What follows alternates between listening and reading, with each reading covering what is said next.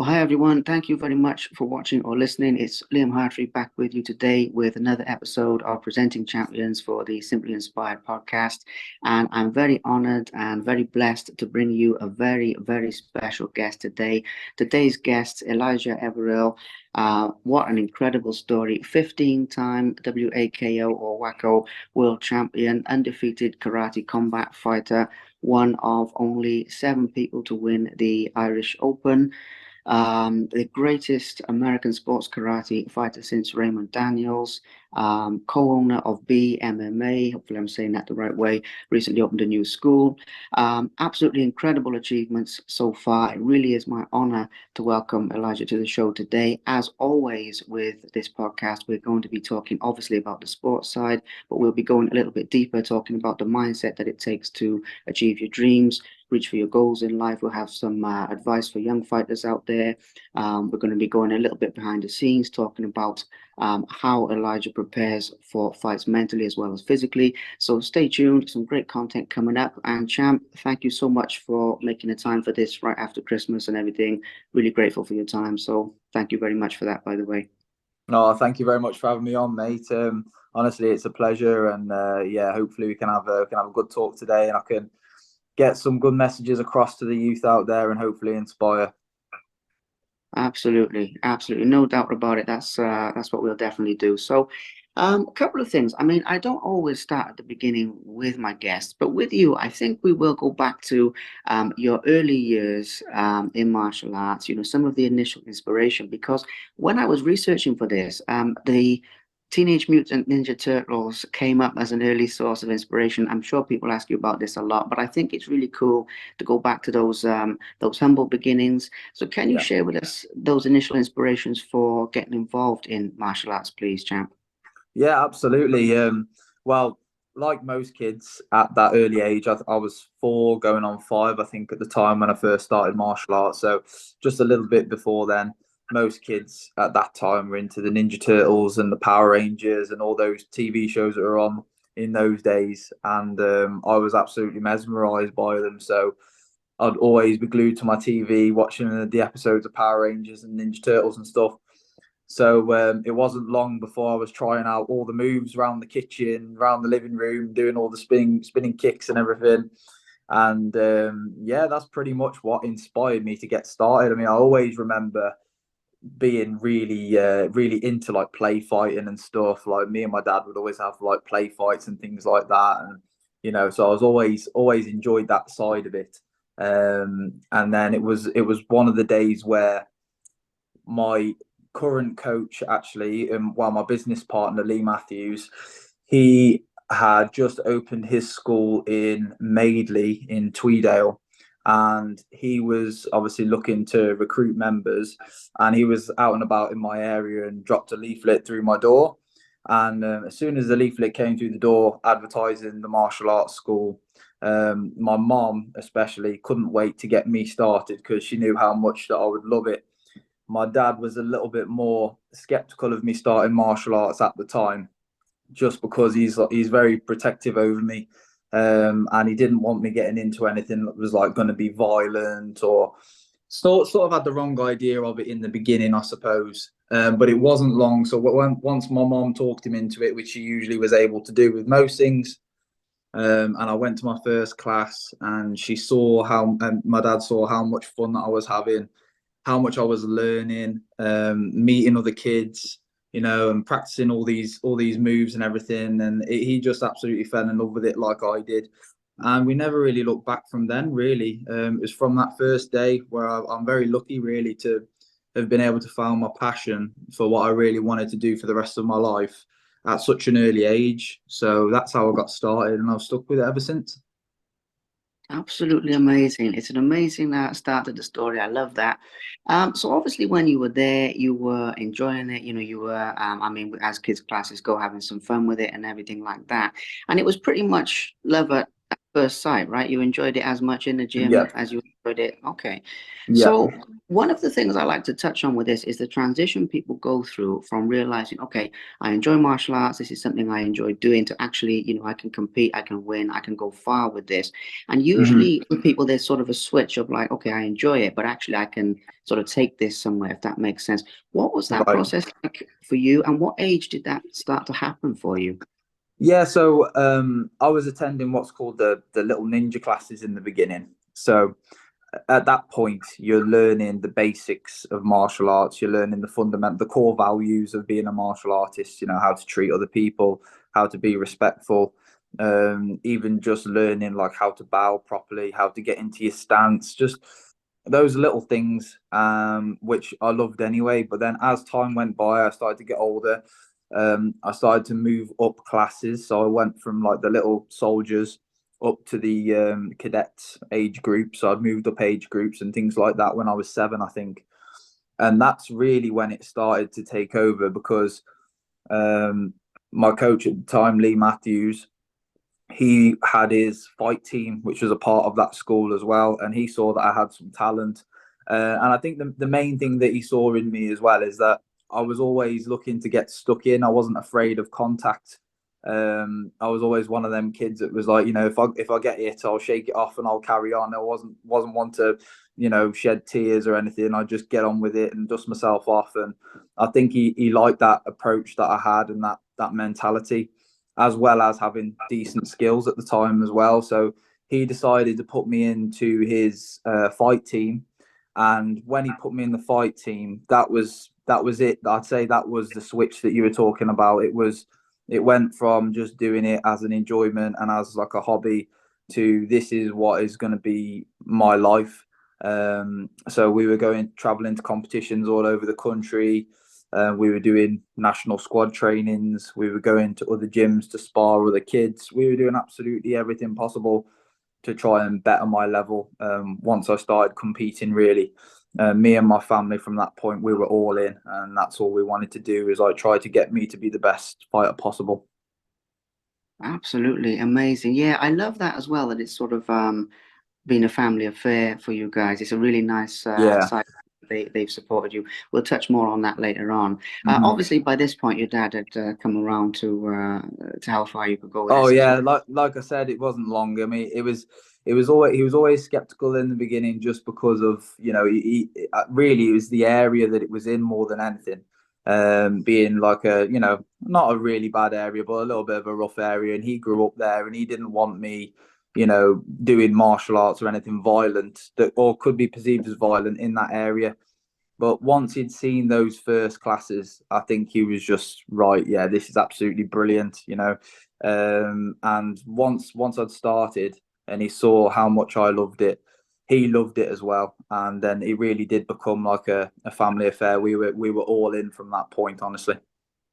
Yeah, I love that. It's really nice to hear. And you mentioned something else there about like the rough area and things. And looking at this from a different point of view, obviously, as you go through teenage years, there are certain distractions and things that sort of crop up for people. But you obviously stayed focused and stayed on the path through that time, obviously with the support of your family as well. But I'd like to touch Hmm. on that topic of basically how you did that, how you stayed focused during that time when obviously a lot of people can go a little bit off track. I mean, you know how it goes with that. Yeah, absolutely. It's I think the main thing is knowing that that time is going to pop up. So I had seen people when I was a little bit younger. I had seen people who were a little bit older than me lose focus and not go to training, make bad decisions. Go and play footy with their mates, or stay on their Xboxes, or go and talk to girls, or something. It'd be something along those lines where they would do it and they wouldn't train. And I'd seen it happen a few times, and I was a clever enough kid to know that that time was sort of coming when I was 11, 12, as well as obviously my parents making me fully aware. But I think the difference with me and the reason why I never really decided to do any of those things or ever skip training was purely because I loved it so much. Like there's nothing more that I would want to be doing with my time than training. It was just one of those things that was just like going to school every day for me. Parents would always send their kids to school, right? What's the difference with training when you're into a sport like I was and like I am currently? It's just one of those things that you have to do. It's not like a choice. When it starts to become a choice, then and discipline goes out the window, and then people start to make bad decisions. So I've always been an extremely disciplined person, and if there's something that needs doing, then I will do it.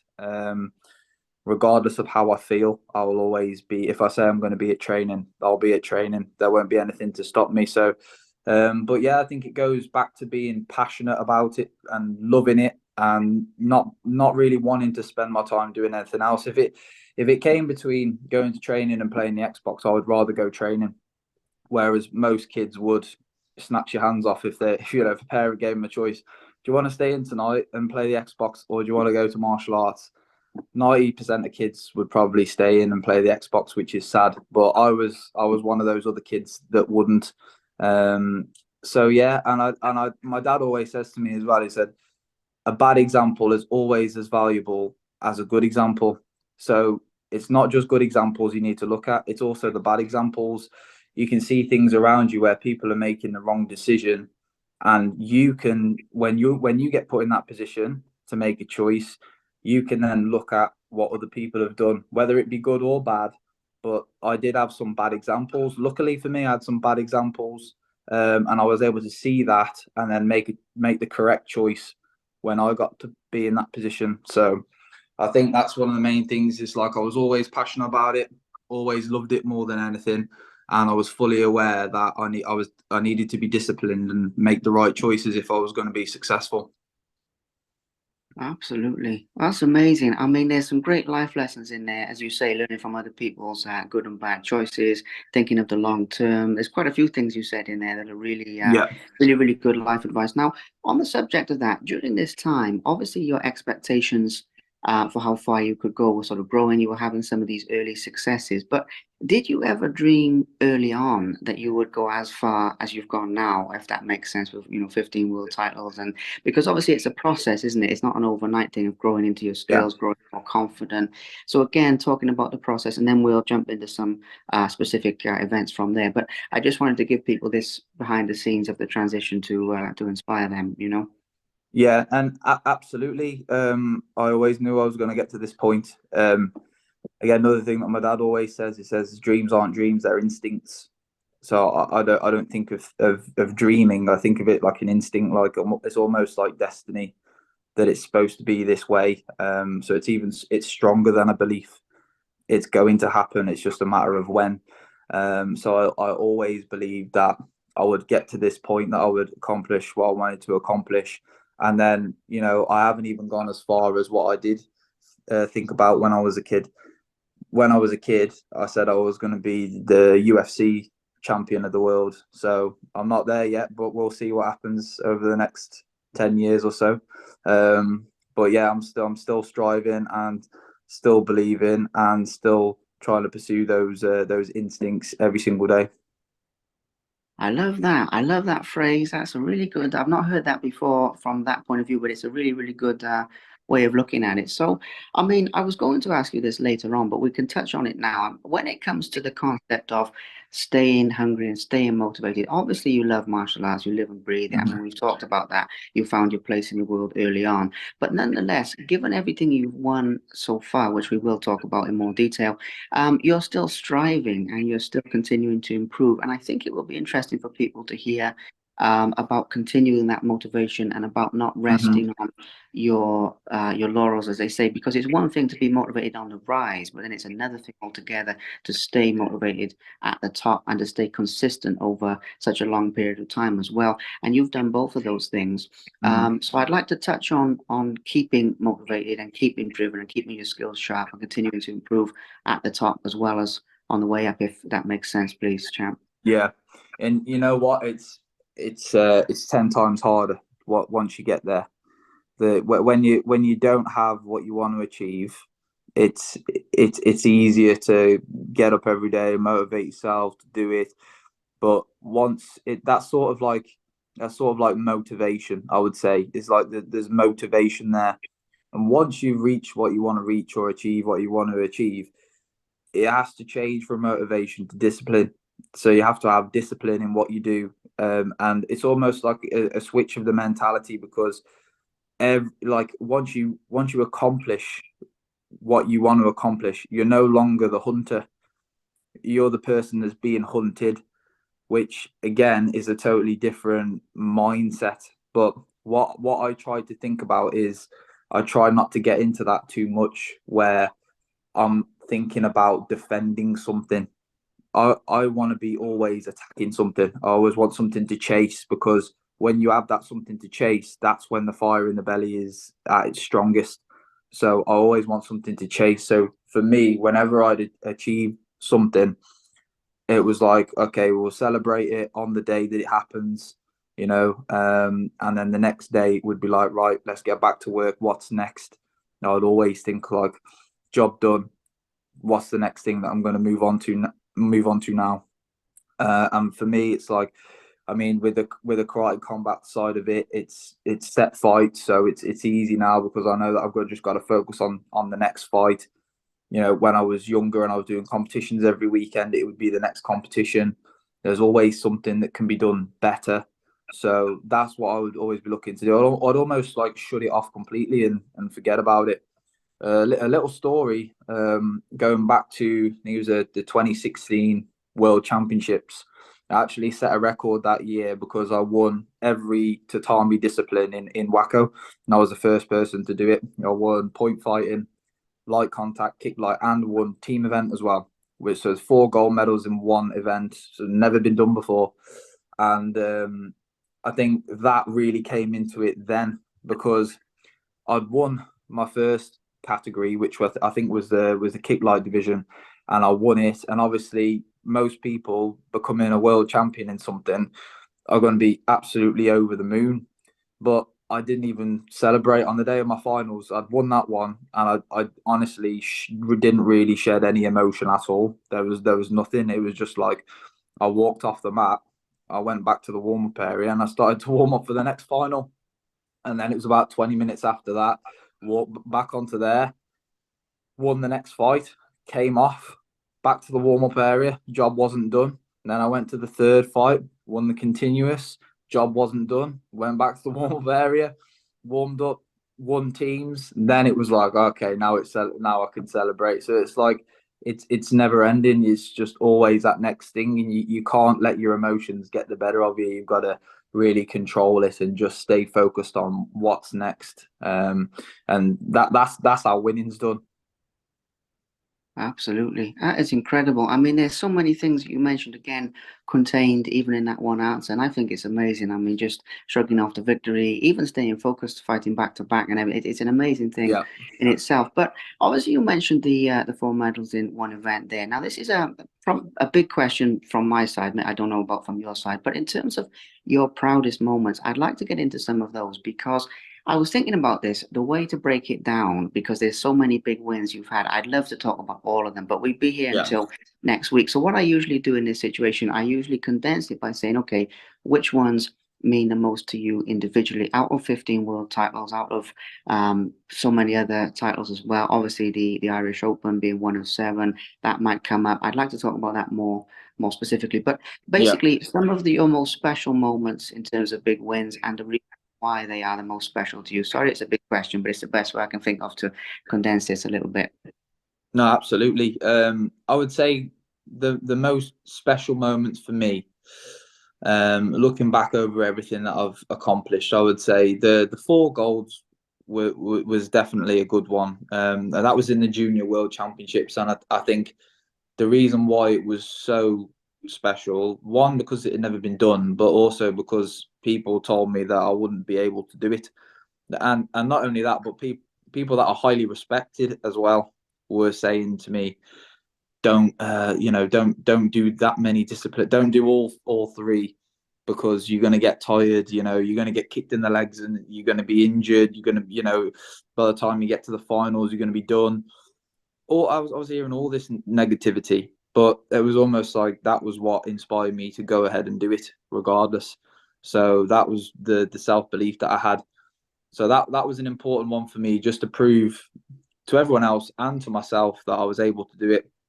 I tried it the previous year, and this is why everyone was telling me not to do it, because when I tried it the previous year, I actually ended up breaking my ankle in the early rounds, and still carried on fighting through that week as well. At the European Championships, had ended up having 13 fights on a broken ankle, and I still won a European title. So that was a bit of a crazy one. But again, I didn't reach my goal. I didn't do all three. I only won one gold medal out of the three. But people were saying, well, if you hadn't done all three, you probably wouldn't have broke your ankle. This probably wouldn't have happened. You would have been in a better condition. All this stuff. So I just wanted to make everybody eat their words, really, and show everybody what I was capable of, like not only in my skill set but also in my heart and in my mind as well. So that was a big one. Then I would say, obviously, the one you mentioned, the Irish Open Grand Champion, was because that's the biggest thing there is to win. It's like the Super Bowl or the World Cup final. It's that for point fighters. It is that you've got all of, not only is it the biggest competition in the world where they actually have to cap the numbers. There's that many people. There's four. I think they have to cap it at 4,000 entries or something. And then that division alone will have 100 plus people, which is like ridiculous. And you have to fight your way through against literally the world's best. I believe I had 7 fights to win that division, which is like unheard of. Most tournaments it's 3 or 4 in a division, 3 or 4 fights. This one that was 7 fights, so it just shows you like how big it was. And it was always my dream to win that, because when I went to the Irish Open in my earlier years as a kid, those were the fights I was watching. It was the Irish Open Grand Champion where all the big names were there. They were all fighting against each other, and it was a spectacle. And I wanted to be there and doing it myself one day. And to be able to say that I'm only one of 7 winners was absolutely incredible, and everything that I wanted to do. So really happy with that one. Third one I would say was the last World Championships, which was in Italy, 2021. That one was just a sentimental one because it was coming back after COVID. I'd had 2 years out from COVID. My mom had fallen really, really ill in that time as well, and we're going through a very horrible time as a family at that point. And I promised her before I went to the World Championships that I was going to win the gold for her. And not only did I win the gold, but I'd smashed everybody. I won by a 10-point spread in every single fight. And I said that I'd be bringing the medal back for her, and I did. And we ended up taking a lovely photo, which I keep with me all the time, with my gold medal and my mom next to me. So that was amazing. And finally, I would say my karate combat debut, because not only just of how it went, like I was very, very pleased with how it went. I ended up getting the first round KO, but my goal from when I was a kid was always to become a pro, was to be a professional, and that was my first professional fight. So I was absolutely buzzing with how that went, and now I'm just looking again forward to the next one now. Absolutely incredible. I mean, it's amazing to hear the stories firsthand. Thank you for breaking down those into a few sort of key ones and everything.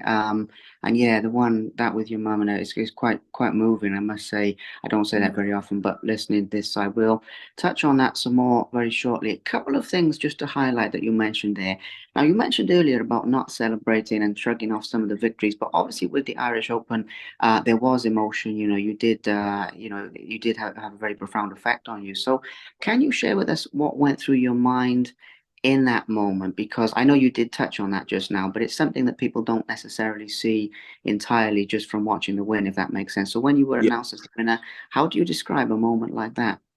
yeah, it's hard to describe it. It's more like it's just overwhelming. There's a million things that are going through your head and through your body at that point. It's just like, but it was that overwhelming. I broke down into tears and I went down onto my knees, and I honestly it was the best feeling ever.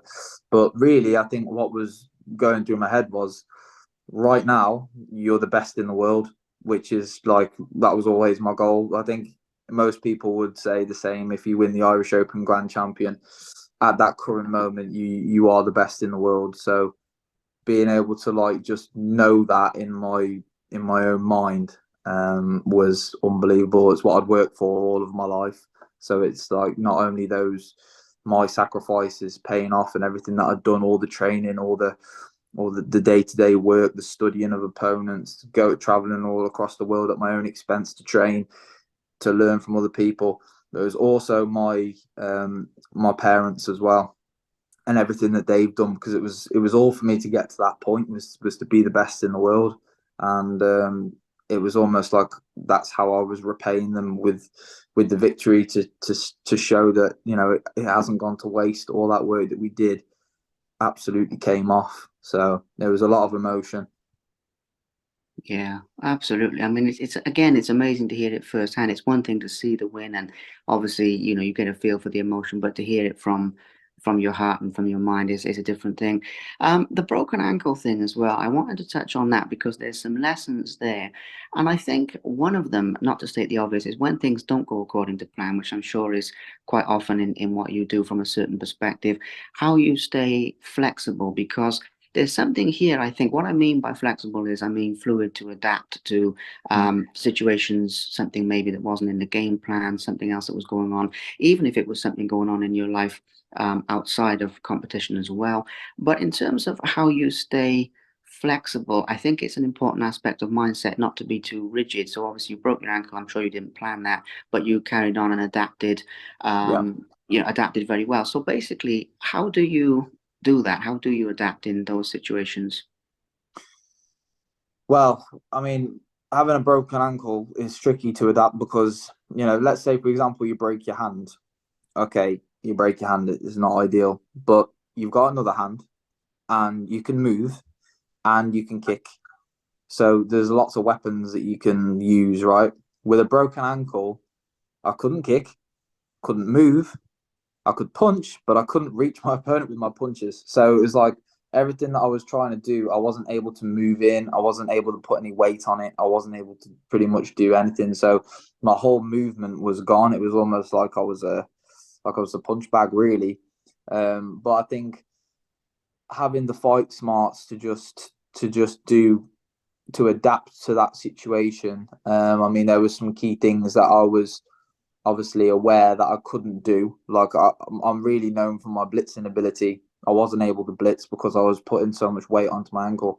I couldn't kick because if I made any contact, my ankle would get even worse, and I wasn't able to move. So I had to rely on a lot of my timing. So when people were approaching me, being able to reach them with my hands, um, almost treating it treating my guard like a force field. Like every time they tried to step forward, I would catch them.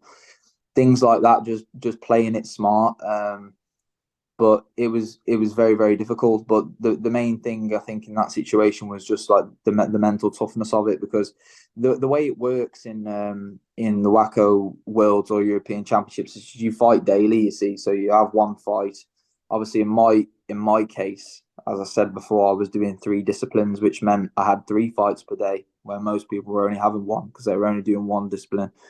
But I had 3 fights a day, so once you make it through one round, you know, you're into the next round, which is the following day. But I was doing that 3 times over. So that's what people forget. That's why it's so hard, because you have so many fights all the time.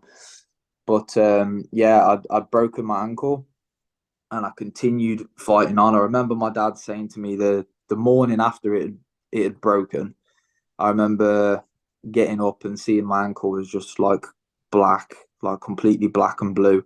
My dad was looking at me and he was like, it's not our year. You know, we're just we're gonna have to rest up, heal up. We'll pull out of this competition, and then we'll come back next time. But I remember saying clear as day to my dad, I was like, Dad, don't pull me out. If somebody's gonna beat me this week, then they have to see me on that mat today. If they beat me, then I'm fine with that. You know, I wasn't at my best. I'm not 100%. I've got a broken ankle, but there's no way that I'm just going to bow out and quit, because that's what every single person in my division wants me to do. They just want me to quit and they want to have it the easy way. and I still believe deep down that I was able to win it, and I did end up winning the one gold medal, which it still is probably one of my biggest achievements, just because of the adversity that I had to face that week. I really proved that I had the guts to do it, and carried on through, keep pushing through. So it's that strong mentality that I think was important there. Absolutely. I mean, it's incredible. No matter how many times you hear the story, I mean, pushing through the pain and the focus and just so many aspects of that. And I think you have proved so many of these um, sort of intangible points about being champion. What I mean by that, pushing through adversity when things don't go to plan, staying consistent at the top, as I mentioned earlier. The length of time you've been doing this so far. A lot of these things that people look for, and it's amazing to highlight those. Okay, now a couple of other things here. There's one other mindset thing that I wanted to touch on fairly briefly, which I think is going to be very interesting because the concept of managing adrenaline or managing nervousness or anything of this nature. Now, obviously, you've been doing this a long time, so again, this will be, I'd imagine, a process from how it was in the beginning to how it is now, and so on. But Mm-hmm. nonetheless, even with the level of discipline you have, I imagine you feel some adrenaline and some of those nerves to keep you sharp and everything like this. Basically, how do you manage that? What are some of your methods for not tiring yourself and not using excess energy in that way? Because I've been, just to give this one other piece of context, I've been in a lot of dressing rooms before fights with MMA, boxing, kickboxing, everything, and it is quite a tense environment. And I feel because some guys manage it quite well, but some guys you look at them and I think, okay, they look like they're waiting for like an execution or something. You can really feel the nervous energy. So I'm Mm-hmm. curious. It's something I respect a great deal with fighters, and it's something I'm curious how you personally cope with in your own way, please. Yeah, there's a few things. Growing up, I was always lucky. I mean, my dad has been a huge part of that, and he's been my coach throughout this whole journey. So when I was younger, he would make me read books about nerves and read books about adrenaline. So most kids aren't doing that. When I was doing it, they didn't really fully understand it, and I don't even think the parents took the time to understand it either, because maybe they haven't been in situations. Maybe they have, maybe they haven't. But there was a lot of parents that also hadn't done any sports before, and they're not teaching their kids this. My dad was teaching me this from when I was like 7, when I started competing. And I always understood from the beginning that nerves, or whatever that's what people say, nerves. I personally don't use the word nerves. I just call it adrenaline, because nerves is always, there's never a time where you use the word nervous and it has a positive feel to it. Whenever you use the word adrenaline, it's almost like, oh, adrenaline, that's good. Adrenaline is a super juice that goes back to, like, the cavemen era, that is like in our DNA, and that's how you need to look at it. Like it's there to help you do what you're about to do. It's not there to hinder it in any way, and that's what people often get mixed up with, especially kids, is that they start to feel those butterflies and they immediately put it down to nerves, and it starts to become a negative thought in the head, because they're thinking, oh, why am I nervous? Oh, and they start to get stressed. I always thought of it like a positive. If that feeling was there, then I know that my body is sending me that energy to go out and do better. It helped me to perform better. It's almost like a natural performance enhancer, that your body is sending you this super juice to go out and help you do battle. So for me, it was just came down to, okay, how do we use it in the right way? Breathing techniques, shutting off communication with people. For me personally, I don't really like talking to people before I fight. I like to just get into my own zone. So I'd use my headphones, I'd be listening to music, I'd be listening to audios of successful people, all of those things prior to the fight to get myself ready. I'd always have a good warm up, make sure I've opened my lungs and things. And then by the time I'm ready to step onto the tatami or into the pit or into the ring, whatever the case may be, everything just vanishes. And I think athletes will know that feeling when you get on there.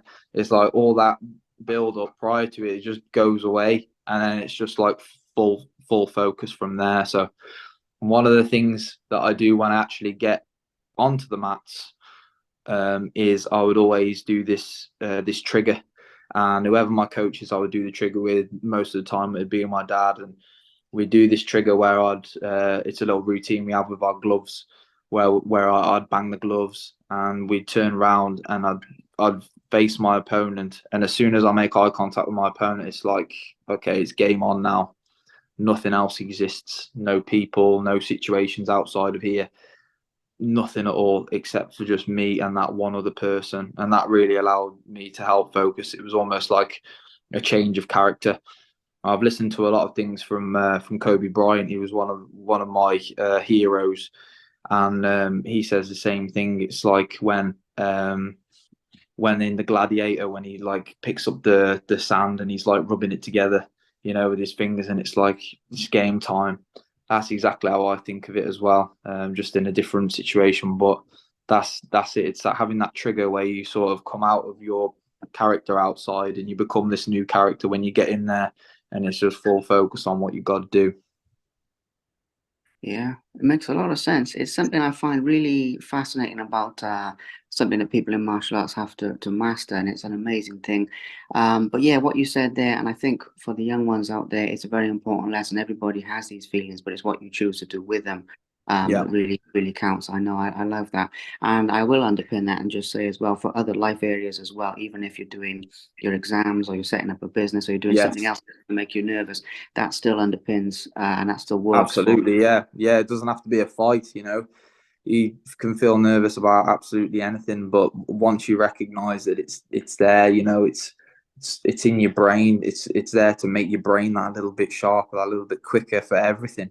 As long as you look at it in the right way and you stay positive about it, then it will help you. It won't hinder your performance in any way. Absolutely, absolutely amazing. So, as we move into the latter phase of this, because we've talked about a lot already. So, just to give you the context of this, I want to talk about your school and your coaching a little bit, some of your future plans with karate combat, and a few topics around that. And that's sort of the mainstay of the last couple of things. So, obviously, when we look at you as an athlete, that's one thing. When we look at you as a coach and everything, that's sort of I mean, it's connected, but it's a different thing. So, I'd like to talk Mhm. about some of the most rewarding aspects, what you find personally, your favorite aspects of coaching and of giving some of that knowledge back, contributing to the next generation. It's an incredible thing to be doing. So what do you enjoy most about that, please, champ?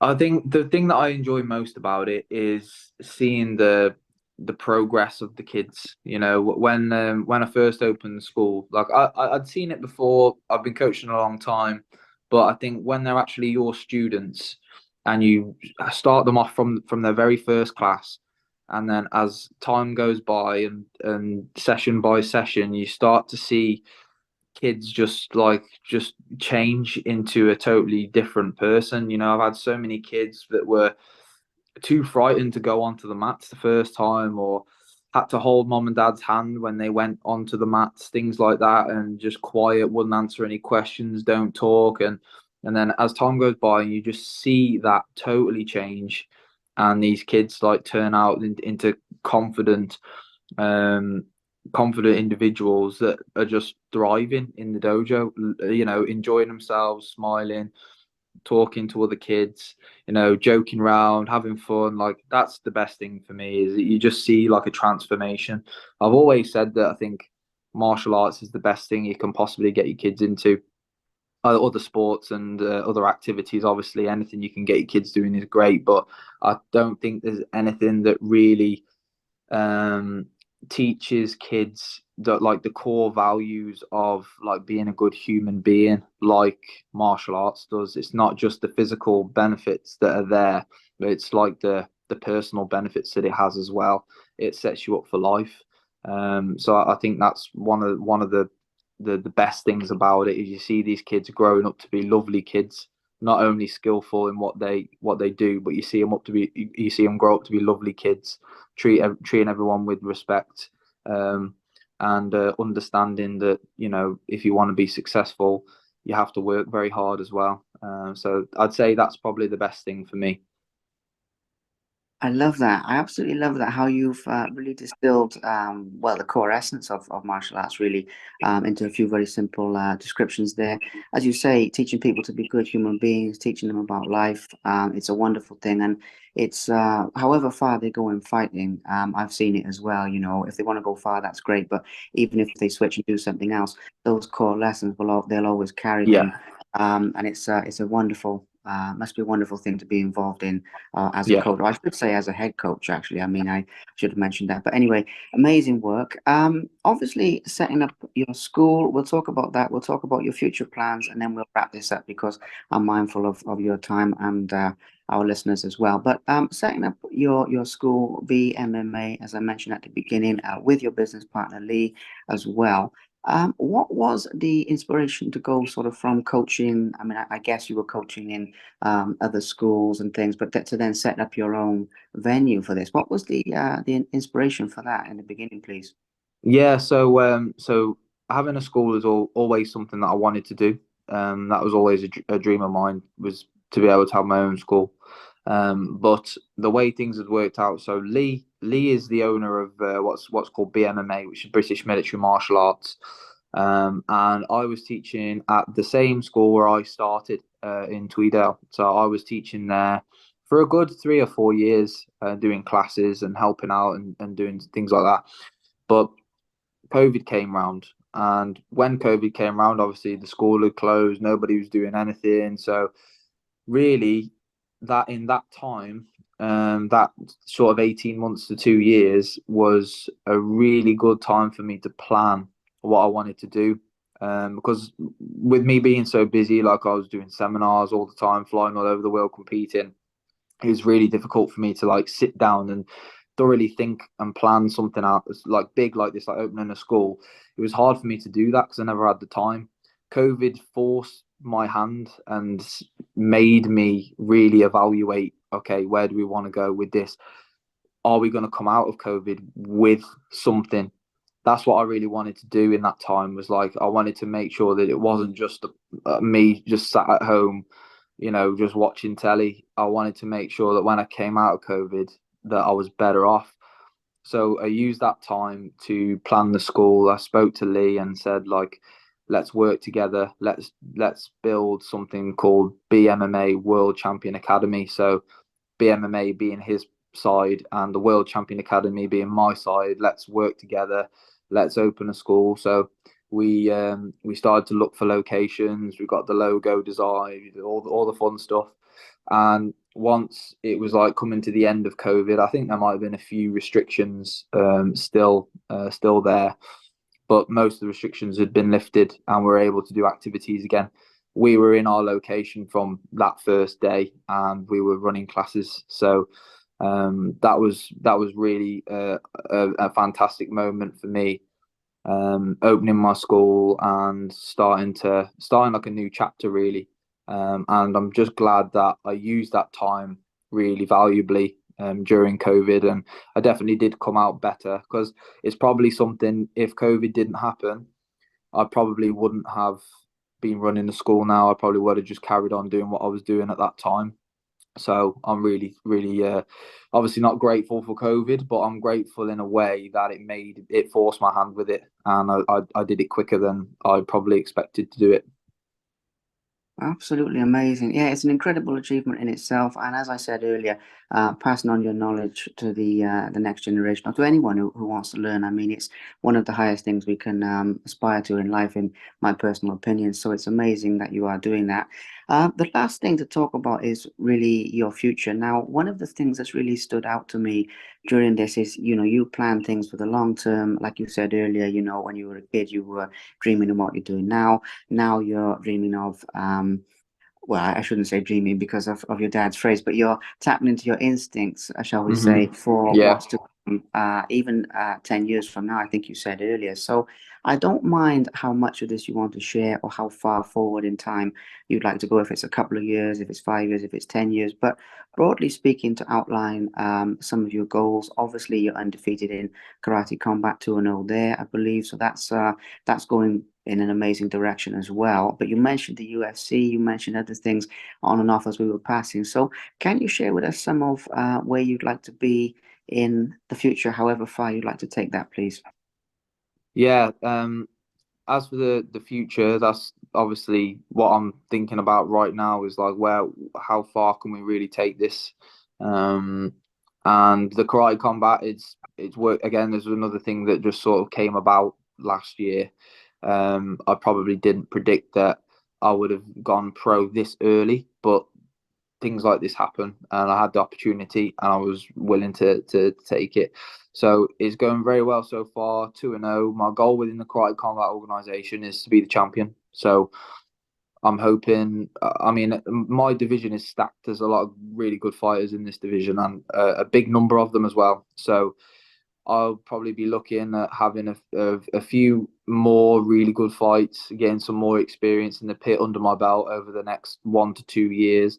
And then I'll be looking to win the belt. I'll be looking to contest for titles and be the champion of the organization. So that is like a mid-term goal, shall we say, because I know it's going to take time, but it's a mid-term goal. It's within 5 years, 3 to 5 years. I'd love to be the champion of karate combat.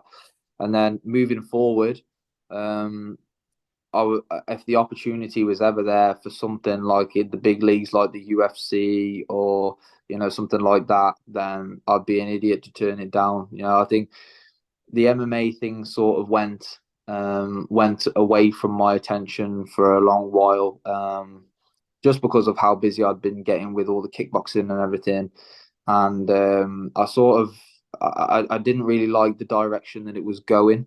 But I think now, now that I've had a bit of a taste of the karate combat and the professional side of fighting, I think I would definitely like to do that in the future. And I always said it when I was a kid. I always said I was going to be a UFC champion. So we'll wait and see.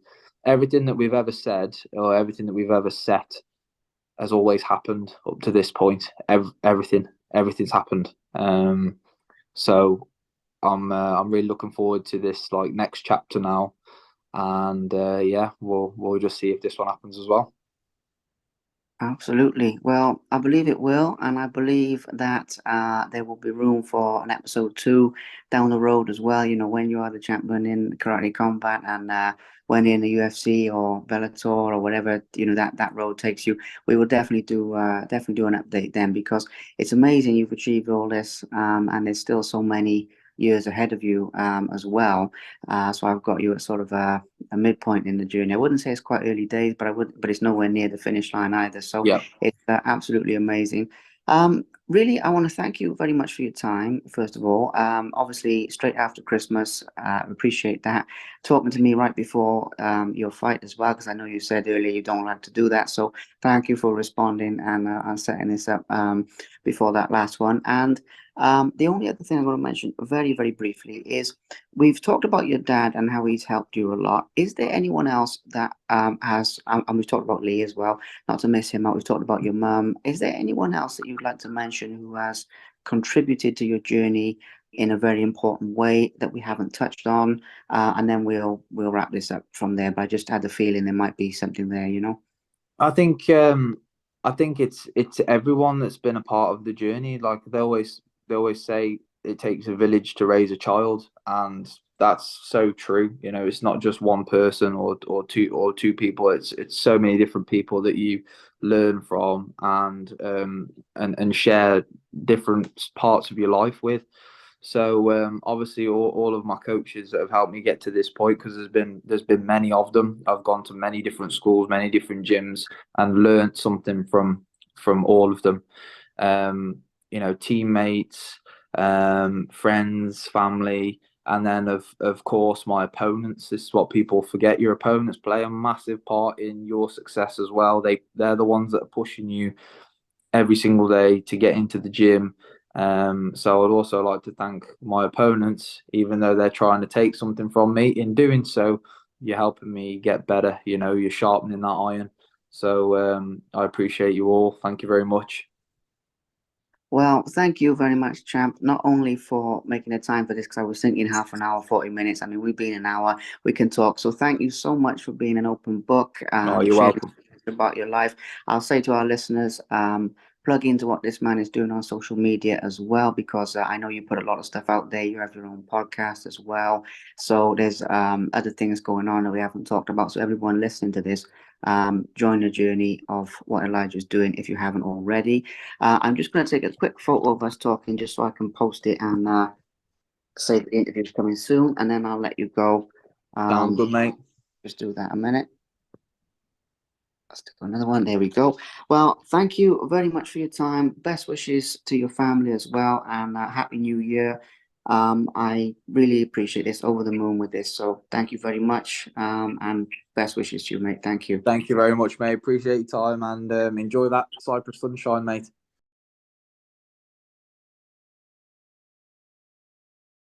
Thank you very much for watching. Please subscribe to the Simply Inspired YouTube channel, and there'll be more videos coming soon.